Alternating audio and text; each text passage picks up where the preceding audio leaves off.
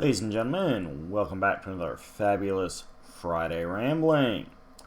I am your host, David the Bardic One, and this is part 2 of our look at Batman event stories that involve getting Bruce Wayne out of the Batsuit.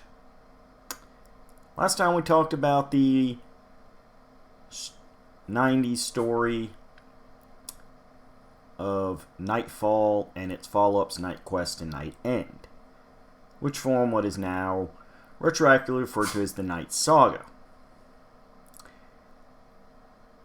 Now in that, Batman had his back broken and his warrior spirit broken, but Bruce Wayne was known to be alive. This time, we jump all the way to 2008, and the stakes go a little higher. Yes, we're going to be discussing Batman R.I.P. As in rest in peace? Potentially. This is a story written by Grant Morrison, who has said that this was the first story idea that he had when he began his run on the Batman titles. And thus, everything he had done for the past 2 to 3 years had been building up to that. Specifically, he had taken inspiration from and revived concepts that had not been used in the Batman mythos in 40 to 50 years. Or at least 40 to 50 years since their debut, and a few other decades since they've been touched. These three things, unlike our previous storyline where Bane and Azrael were created shortly before as foreshadowing of the event, these were more nostalgic, retroactive stories. This was a story in which the Gotham City Police Department, working with the United States Department of Defense, trained 3 ghosts of Batman, along with an unnamed psychiatrist, in case anything ever happened to Batman shortly after his career in Gotham began, and people realized not just how effective he was at stopping crimes as they were happening, but intimidating crooks into just plain thinking twice about committing crimes. Even early on, Gotham realized it needed a Batman. One of the other ideas was bringing back the Batmen of all nations, aka the Club of Heroes. Again, this was a plot point from that originally debuted in the 50s and covered the idea that heroes from around the world had heard of Batman and his exploits and took inspiration from them. This would include a Native American Indian, a Frenchman, an Englishman and his sidekick, along with a few others. Grant Morrison reintroduced the idea of the Club of Heroes and would use them here and there throughout his run, showing the influence of the Batman mythos, not just on Gotham, but around the world. The final storyline was a one-off story called The Batman of Zur-En-Arr, where an alien encounters Batman and, taking influence from him, comes up with a multicolored, kind of pastel-colored in ways, outfit based off Batman's in order to fight crime on his own planet. A harmless storyline in its original form. Oh, sorry, one more element Morrison would take inspiration of from the early days, and that is Batmite.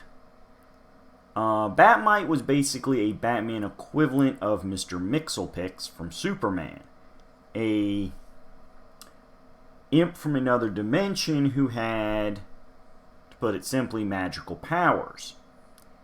and served as kind of a bit of a comic relief in a lot of storylines. Again, hadn't really been used in decades, but Morrison took inspiration from this.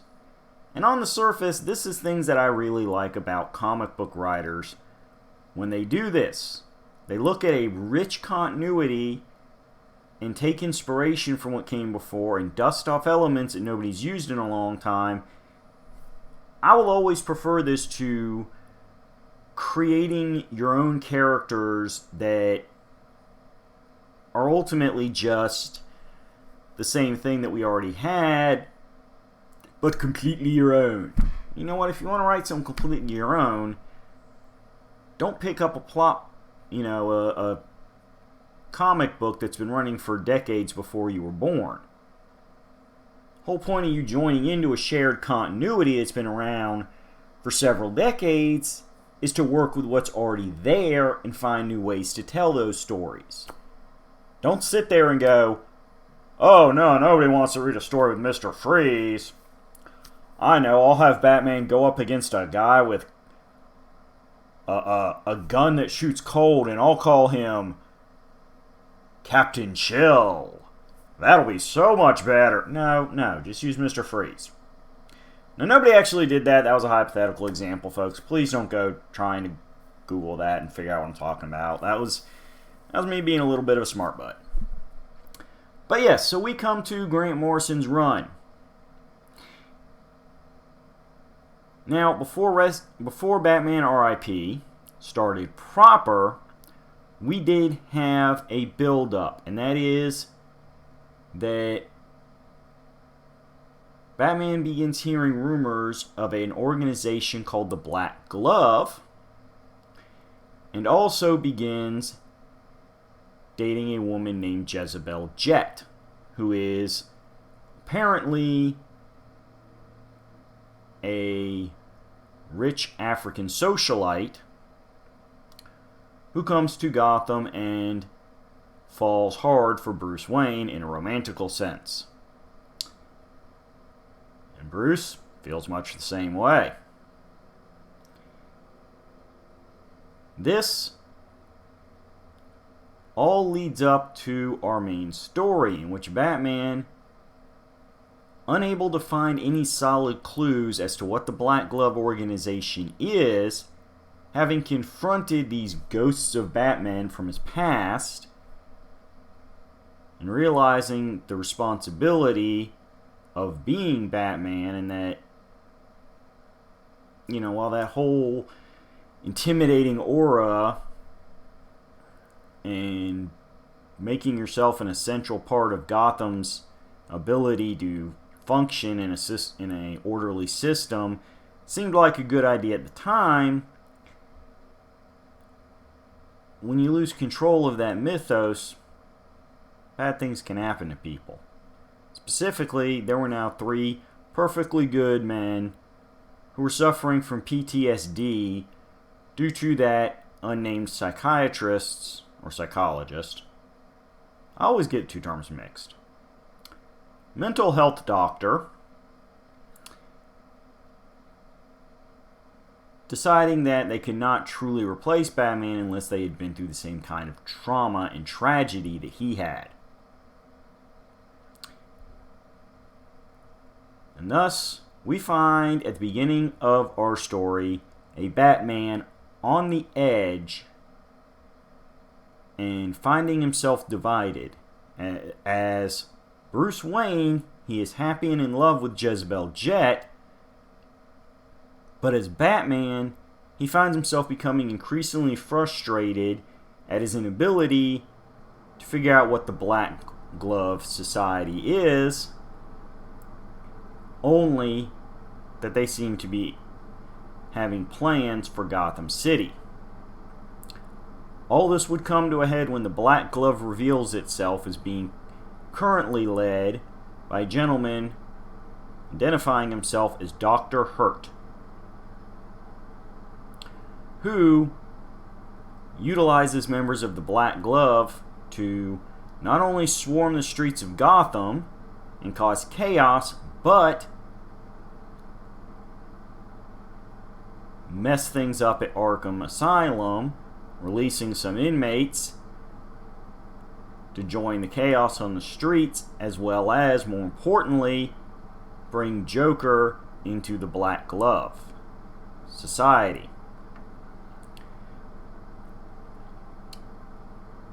Bruce does the one thing that he really didn't think he would ever do, and actually reveals everything to Jezebel Jet, showing her the Batcave and explaining to her his frustrations in being unable to pin down the Black Glove. Jezebel proposes the theory that Batman himself has had a bit of a mental breakdown and is the force behind the Black Glove. After all, what does he wear on his hands when he's in uniform? A black glove.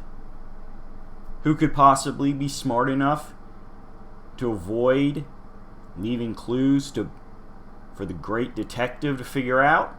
Only the great detective himself would know Batman that well, correct? Except that forgotten Dr. Hurt, who all those years ago made a deep study of Batman's psychology for that program, and has continued to study his psyche over the years. The Black Glove's plan stands revealed. They're not just going to break the Bat mentally, but after breaking him, induct him into the Black Glove as their brainwashed pawn. And with him out the way, claim Gotham for their own. All of this builds to a headway as Batman's allies, being Nightwing, the members of the Outsiders, including the current Batgirl, Cassandra Cain, the third Robin, Tim Drake, and members of the Club of Heroes, all congregate in Gotham to try to contain the chaos. Wait, no, excuse me. I'm sorry, I'm jumping ahead of myself. Batgirl and the Outsiders were not there. Sorry. Jumped ahead of myself. That's one of the future parts of this trilogy. I apologize. However, it is just Robin and Knight and Squire from the Club of Heroes helping Robin as Batman has pushed him aside, and Robin is worried that Batman has in fact already lost his mind. Unfortunately, before Batman can close in on the Black Glove, he's once again exposed to the trigger word Zur-In-R. That is not only graffitied all over Gotham, but suddenly shows up on all the Batcave computers. This causes Batman to go functionally amnesiac, and eventually, after spending time as a bum that looked a lot like Bruce Wayne that nobody recognized, because really, isn't that a great comment on society? None of us really look at the homeless all that close. But he dons himself a colorful costume, eerily similar to a 50s story, and begins taking directions from a Batmite that only he can see. It's revealed that Zur-In-R was the trigger word Dr. Hurt implanted in Batman all those years ago to shut his brain down. However, Batman outwitted him after the fact and implanted his own mental programming as an emergency backup if Batman ever went mentally catatonic, this being Batmite, who would serve as essentially a second version of Batman's standard thinking procedure, guiding the now generally crazy Zur-In-R Batman into still hunting down the Black Glove. Finally, everything converges at Arkham. Jezebel Jet is revealed as a member of the Black Glove, and the one who was specifically tasked with setting Bruce up. He's thrown into a shallow grave and buried alive, only to break out.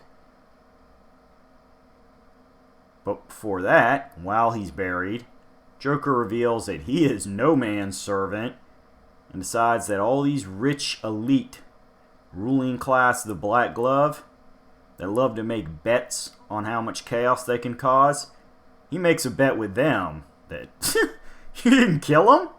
Oh no, Batman's coming for you. He's going to come out of that grave and he's going to beat down all of you. Sure enough, Joker was right, but he didn't collect his winnings at the time, as he was smart enough to escape when Batman comes a-knocking, especially when he's really upset. The Black Glove Society is taken down, as even in his Zur-En-Arrh persona, with Batmite's encouragement, Batman had managed to create a transmitter out of spare junk parts he found while homeless, and used it to call in his reinforcements, who descended upon Arkham and the Black Glove. This freed up Batman to go after Dr. Hurt himself, who claimed to be Batman's secretly surviving father, Thomas Wayne. Batman makes the accusation that no, he is in fact long presumed dead actor Mangrove Pierce, who had years ago impersonated Thomas Wayne once. But when it's all said and done, the final page sees Batman trying to down Dr. Hurt's helicopter, only for it to explode with both men still on it. Batman is now missing. Even the Bat family can't find him. Now, here's where things get a little tricky. Unfortunately, due to some scheduling snafus, RIP kind of overlapped a little bit with Final Crisis, and so some of the Aftermath issues appeared after they should have appeared, which was before Final Crisis. Because you see in Final Crisis, Batman is there, operating on his own, investigating what Cosmic Bad God Darkseid is up to on Earth. And in fact, manages to be there at the end, quite literally firing the kill shot on Darkseid. Unfortunately, it is a case of mutually assured destruction, as Darkseid fires his Omega Sanction I-beams, which manage to hit Bruce Wayne dead on. Moments later, Superman enters the room to find a charred body covered in a batsuit.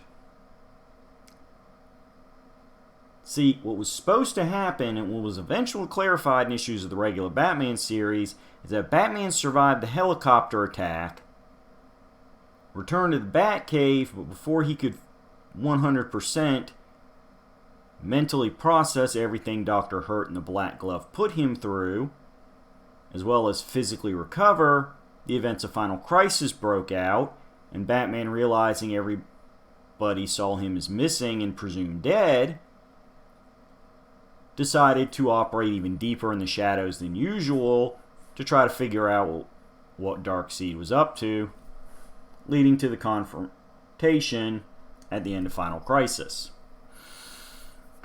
This leads us to the second major part of this trilogy, and what, in my opinion, is one of the greatest Batman event stories ever written. I actually prefer this to the first part, R.I.P. I know, isn't it Rest in Peace? Well, actually, it's not. It was revealed after our trilogy of stories is done. I'm going to go ahead and jump to a slight spoiler here. In Batman's ongoing series, that the R.I.P. actually stood for Rotten Purgatory, referencing the idea that Dr. Hurt never really intended to physically kill Bruce Wayne. simply drag him into a specific kind of hell, as opposed to the literal hell that has often been seen in DC Comics, but more of a psychological, personal hell. But as I said, we get to the second major chapter, and that is with Batman having been buried by the superhero community after Final Crisis, and the criminal underworld realizing that Batman hasn't beaten any of them up in months now. The Batman's gone. That means Gotham is open hunting ground. We present Batman Battle for the Cowl. Much like Funeral for a Friend and Reign of Superman, many years ago in the 90s, focused on the legacy of Superman and what it means to Metropolis and those closest to him, Battle for the Cowl discussed the idea, similar to the story with Azrael in Knight's Quest, can just anybody put on the cowl and be Batman proper? And the answer is no. In various minis and one-shots, Battle for the Cowl shows what goes on in Gotham without a Batman.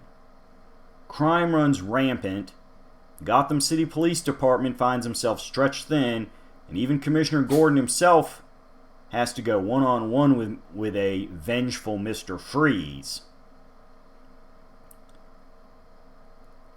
The original Batgirl Barbara Gordon had recently returned to Gotham, and as the paraplegic Oracle,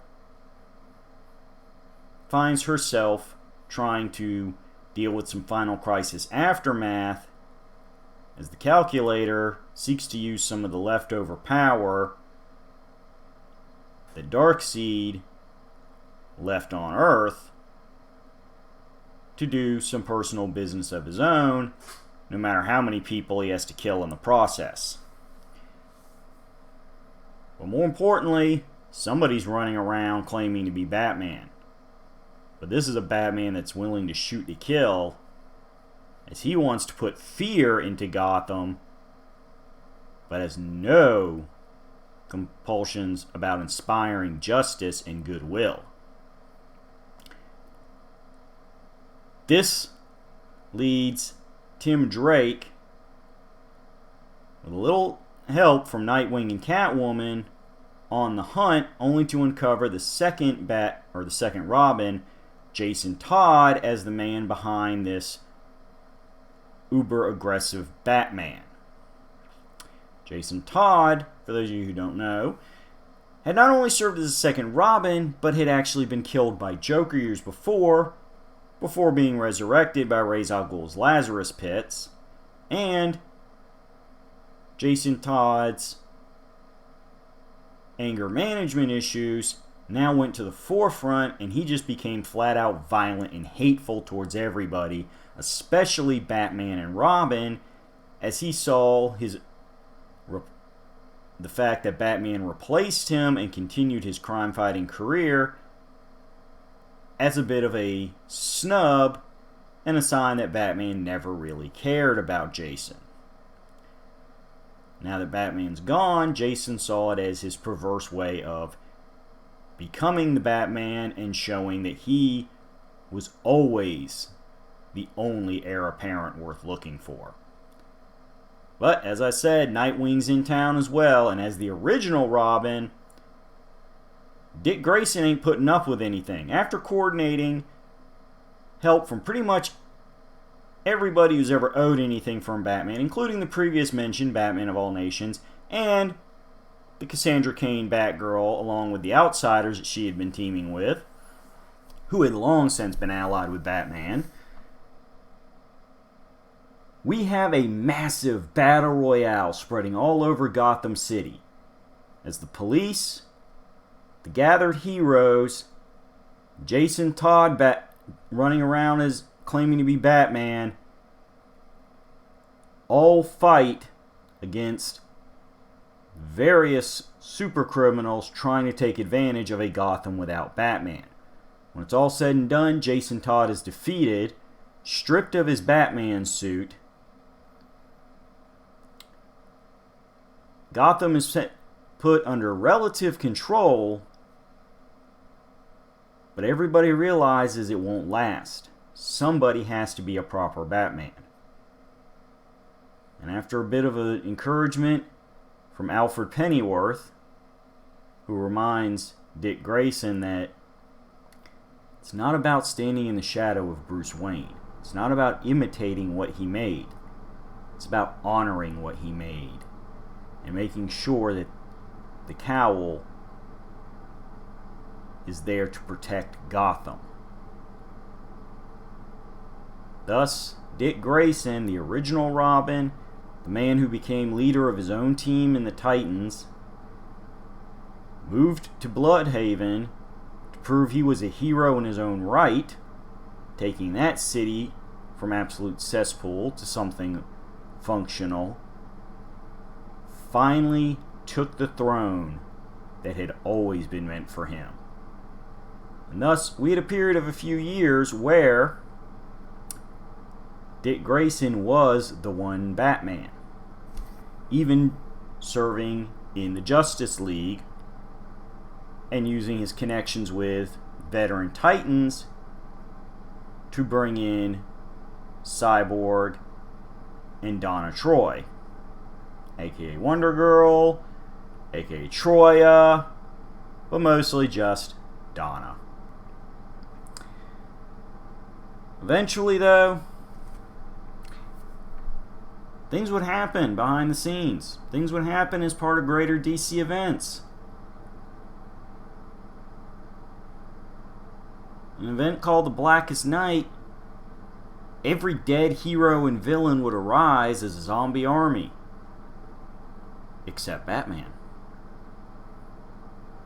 Why couldn't he be resurrected?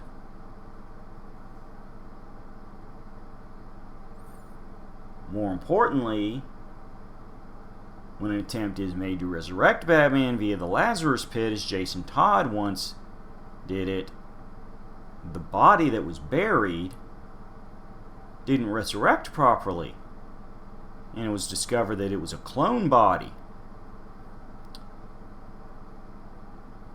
That's right, folks. The Omega Sanction didn't kill Bruce Wayne. Darkseid decided to have a little poetic justice and instead send Bruce Wayne back to the days of the Neanderthal, aka cavemen. Bruce lives. And that brings us to the third part of this trilogy, in which Bruce finds himself moving forward in time, stopping every few centuries to influence the lives of various people in what would become Gotham, including members of his own future family tree, and more importantly, encounters a gentleman who seems to be making deals with demons for great power.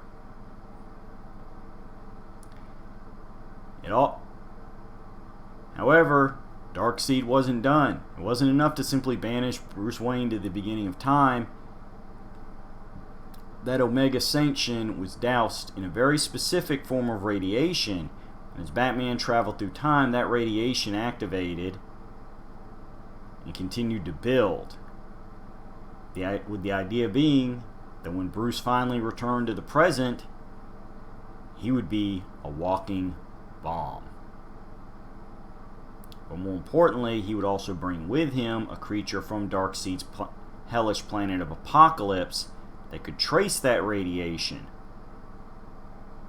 Fortunately, the Justice League had been cued in by it thanks to some time-traveling heroes, and were prepared for Bruce's arrival. Things happen.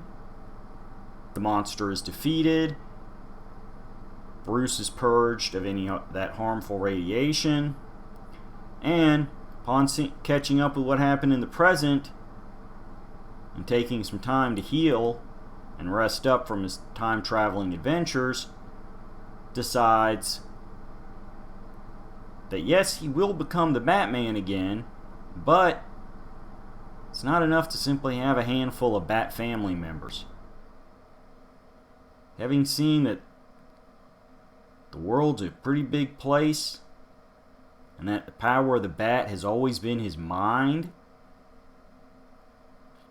and his stubborn will to never give up, inspires him to take what had started as a small little club of heroes and form it into an official, sanctioned, regularly working together organization called Batman Incorporated, which would lead us to, up until the last few years here, the modern era of Batman stories, in which he has a large network of heroes spread around the world that he is relying on, as it is no longer enough to be the lone Dark Knight, but to make sure his legacy survives history and all cultural boundaries. So, what's it all mean? Well, R.I.P. discussed the idea that no matter how strong the will of the Bat, well, with enough study time and enough personal preparation, well, he's still human and he can be exploited. But it's not enough to assume that you've exploited him. You got to think 3 steps ahead, because Batman is always 2 steps ahead of you, even predicting that eventually somebody, someday, might break his conscious mind. Battle for the Cowl addressed in beautiful form how much Batman means to Gotham. It's not enough to flood the streets with heroes, but over the years, Batman had made it very clear that even if he was a dark and brooding type, he was Gotham's guardian angel, and there was nobody the criminals feared as much as the Batman. Dick himself finally came to terms with something that had been building for a few decades now, that while there is certainly no shame in being a hero in your own right, and going off and doing your own thing, at the end of the day, part of starting in this business as a sidekick, and more importantly, an adopted son of the man behind the costume, is that you have to inherit both sides of that Wayne legacy. The man and the mask. Because people who think they know Batman, but are coming at it from their own selfish perspectives like Jason Todd, they're not going to honor the legacy. They're going to pervert it and use it for their own rights. And that's not a good thing. What did the return of Bruce Wayne show us? Well, that simply, it's not enough to have a bad life. It's not enough to want to make yourself better for having a bad life. Bruce Wayne truly is a unique being in history. And as long as there is even one little hit point left, just one little tiny percentage of life in his body, nothing can keep Bruce Wayne from returning to his family and to his city, because he made a vow, and he's a man that does not break his vows. So, the bigger question now being, as we get ready to wrap up this video, which is the better trilogy addressing what happens when you take the man out of the Bat? Honestly, R.I.P. is a very fun relatively fast-paced story. The Black Glove comes off as a believable threat, and the vague ending that was really, in a way, foreshadowing to the true disappearance and presumed death of Bruce in Final Crisis served as a great launching point for that story. Battle for the Cowl is a fun tour de force covering not just the superhero community, but the average civilian. The reactions to not just a Gotham without the Bat, but what that means for them. And how you can't keep a city safe and protected with just one man. It takes a whole group of people of all kinds of genders, races, and backgrounds. And Return of Bruce Wayne, well, you know, it's a good story. To me, it's the weakest of the 3 chapters, just because it felt like they were trying to tell more story than they had pages to tell. Like I read it, but then I honestly had to look at summaries online to make sense of everything I read. And for something that was planned as a mini-series, that's not the best way to go about things. Still, as I said in the previous episode, the whole Night Saga thing and the fact that editor Denny O'Neil was using it as one extended middle finger to the rise of the anti-heroes in the 90s just didn't quite click as much. None of it's bad. Nightfall is definitely a solid story. Had it had a bit more of a grander, wider stretching feel to it within the superhero community, it probably would have supplanted Battle for the Cowl, but I just feel like we got a better look at the world of people that both live in Gotham and have been influenced by Batman's legacy in something like Battle for the Cowl. So, I got to give the nod to our more modern version of this story. But both are excellent, and I encourage you to read them. Nothing else, read Nightfall and Battle for the Cowl. Those are the 2 strongest out of these 6 arcs. Especially all the tie-ins to Battle for the Cowl. The Oracle mini was excellent. As I said, the one-shot with Commissioner Gordon versus Mr. Freeze basically tells you everything you need to know about why Commissioner Gordon is Gotham's top cop and somebody that deserves to stand equal with the Bat.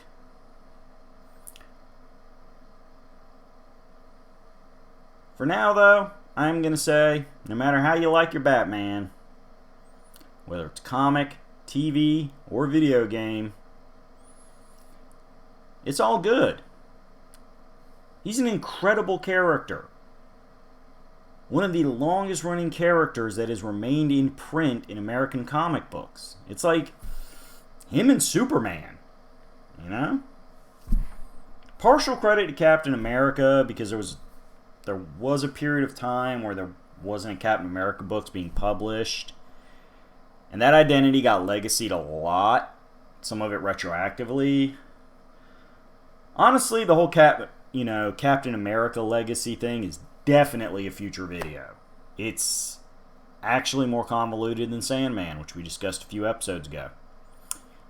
For now, as I said, that's it for this review of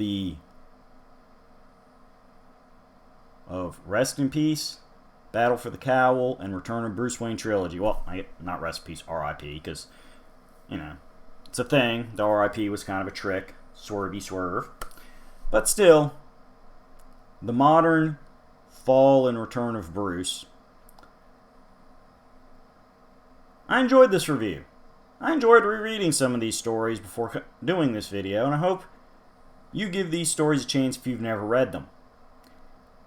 If you want to argue any of those points with me, if you think Return of Bruce Wayne was excellent, if you prefer Night's End to Nightfall, hey, tell me in the comments. Right here, right now, though, we're gonna call it for another 7 days. And when we come back, you know what? We're gonna go have a Batman trilogy of our own. Because we're gonna discuss one of the most important creators to the Batman legacy. He had been a writer, an editor, and more importantly, a few months ago, he passed on. We're going to talk about the legacy of Dennis O'Neil. So, join us in 7 for a behind-the-scenes look at the comics industry. And one man in particular that really deserves a lot more street credit than he gets.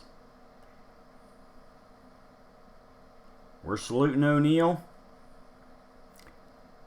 and we're going to do it in 7 days.